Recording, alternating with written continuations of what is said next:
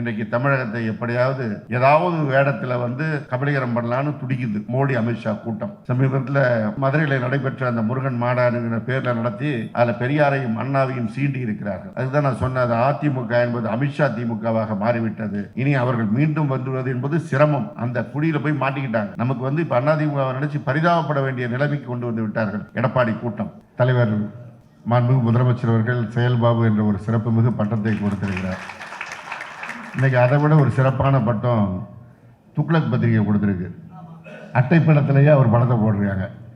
அதாவது எச் ராஜா எப்படி தலைவர் நம்முடைய தளபதி அவர்களுக்கு மோர் டேஞ்சரஸ் தேன் கலைஞர்னு ஒரு பட்டத்தை சிறப்புமிகு அந்த விகுதியை கொடுத்தாரோ, எதிரி என்னைக்கு நம்மளை பார்த்து ஒரு செய்தி சொல்கிறானோ அதுதான் நம்மளுடைய முத்திரை.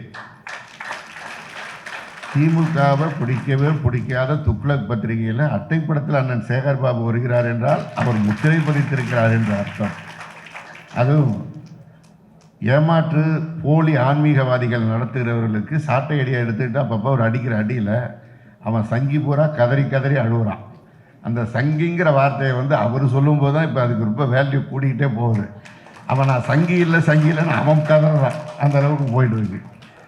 உண்மையான ஆன்மீகவாதி நாங்கள் இருக்கிறோம். நாங்கள் என்ன செய்யணும்னு எங்களுக்கு தெரியும். இந்த அரசு செய்யுது, 3000 குடமுழுக்கு நடத்தியிருக்கோம், ஓடாத தேரை ஓட்டுறோம் அப்படின்னு அவர் ஒவ்வொரு நாளும் சாதனை பட்டியலை வெளியிட்டிருக்கார். அதை அவனால் எதுவும் மறைக்க முடியல.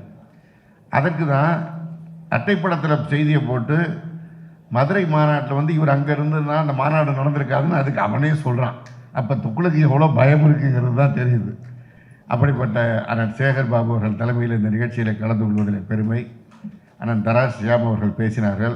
நாங்களாம் தராசு நக்கீரன் படித்த தலைமுறை, இப்போ தான் வாட்ஸ்அப் தலைமுறை ஆயிடுச்சு. அப்போ நாங்கள் அப்படி படித்த காரணத்தினால்தான் இன்றைக்கு செய்திகளை எதையும் கூர்ந்து பார்க்கணும் அப்படிங்கிறது. அதுதான் இன்றைக்கி அவர் பேசும்போதும் சரி, பல ஊடக விவாதங்கள் அவர் பேசும்போதும் ஒரு செய்தியை சொல்கிறாருன்னா அதோட மைய நாடியை பிடிச்சி தான் பேசுவார். எப்போ ஆரம்பத்தில் என்ன இருந்தது, இப்போ என்ன இருக்குன்னு. அப்படிப்பட்ட அண்ணன் தராசு ஷியாம் அவர்கள், நாங்கள் கேட்டு ரசிக்கின்ற அண்ணன் திண்டுக்கல் லியோனி, மேடையை மட்டும் இல்லை அவர் இருக்கிற இடம் பூராவும் குலுங்கி சிரிக்க வைக்கிறதுக்கு ஒரு சிறப்பு மிகு அவர் இருக்கிற நிகழ்ச்சி. இந்த நிகழ்ச்சியில் கலந்து கொள்வதில் பெருமை. தலைவர் கலைஞரை இலக்கிய கலையின் போராளி என்ற அந்த ஒரு விகுதியோடு இலட்சிய கலையின் போராளி என்று அண்ணன் அவர் தலைப்பு கொடுக்குறார். இந்த தலைப்பு கொடுக்குறதே அண்ணன் சேகர்பாபு கொடுக்குற தலைப்பை பார்த்து தான் நாங்கள் ஒவ்வொரு நாளும் அந்த முரசரியில் பார்ப்போம், இல்லை அவர் கொடுக்குற பத்திரிகைகளில் பார்ப்போம். ஒவ்வொன்றும் அது தலைப்பை தயார் செய்வதே பெரிய வேலை. நிகழ்ச்சி நடத்துறது பெரிய வேலைன்னா அதுக்கு தயார் அந்த தலைப்பு கொடுப்பதும் அந்த தலைப்புடைய சிறப்பும் அவ்வளோ சிறப்பாக இருக்கும். அதில் தலைவர் கலைஞருடைய அந்த லட்சிய கலையின் போராளிங்கிறது உண்மையாகவே ஒரு ஆழமான தலைப்பு. 1952 பராசக்தி படம் வருது.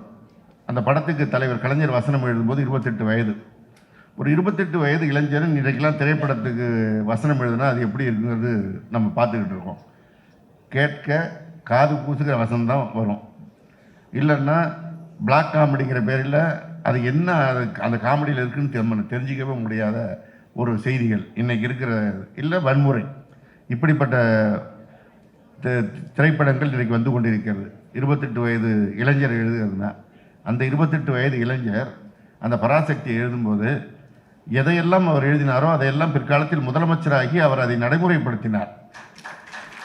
ஒரு குடும்பத்தில் ஒரு பெண், அந்த பெண் கணவர் இறந்து குழந்தையோடு அவதிப்படுகிற நிலைமையில் அவர் இட்லி கடை தான் நடத்த முடியும் என்கின்ற அந்த நிலை இருக்கிறத அன்னைக்கு பராசக்தியில் சொன்னவர் முதலமைச்சரான பிறகு அதை மனதிலே வைத்திருந்து கணவனை இழந்த பெண்களுக்கு, கணவனால் கைவிடப்பட்ட பெண்களுக்கு அங்கன்வாடியிலும் சத்துணவிலும் அவர்களுக்கு முன்னுரிமை தந்து வேலை கொடுத்தவர் கலைஞர்.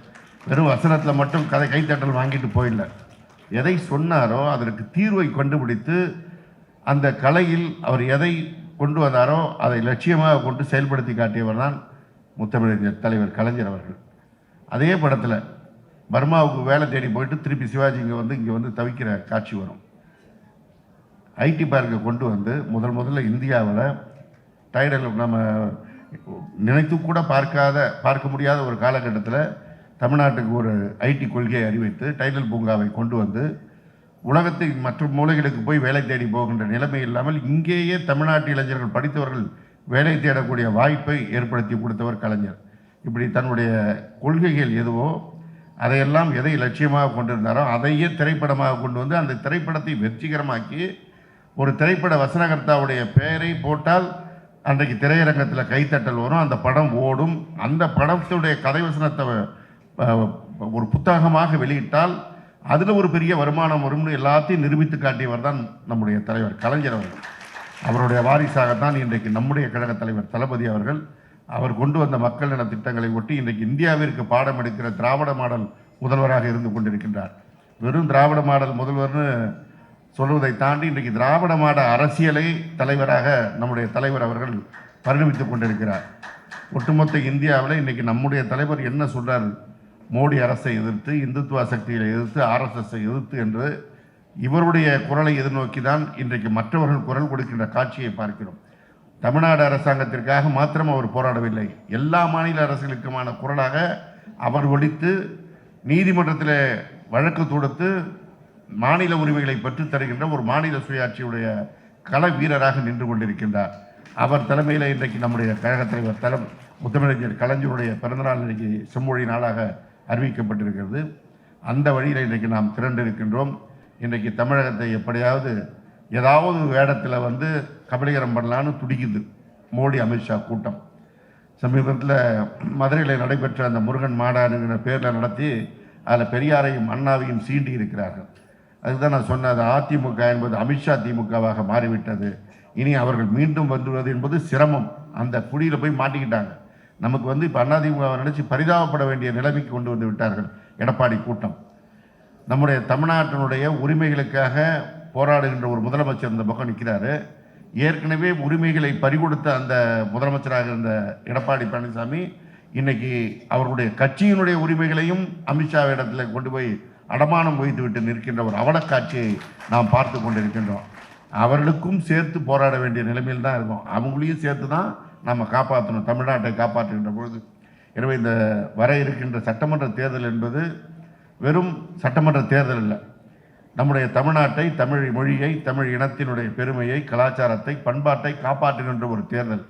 இது தமிழ்நாட்டிற்கு மாத்திரமல்ல, நம்மை போன்று இனக்குழுக்களாக இருக்கிற தெலுங்காக இருந்தாலும், மலையாளமாக இருந்தாலும், கன்னடமாக இருந்தாலும் அவர்கள் தாய்மொழியும் காப்பாற்றுவதற்கு நம்முடைய முதல்வர் கொடுக்கின்ற குரல் தான் இன்றைக்கு உரிமை குரலாக இருக்கிறது.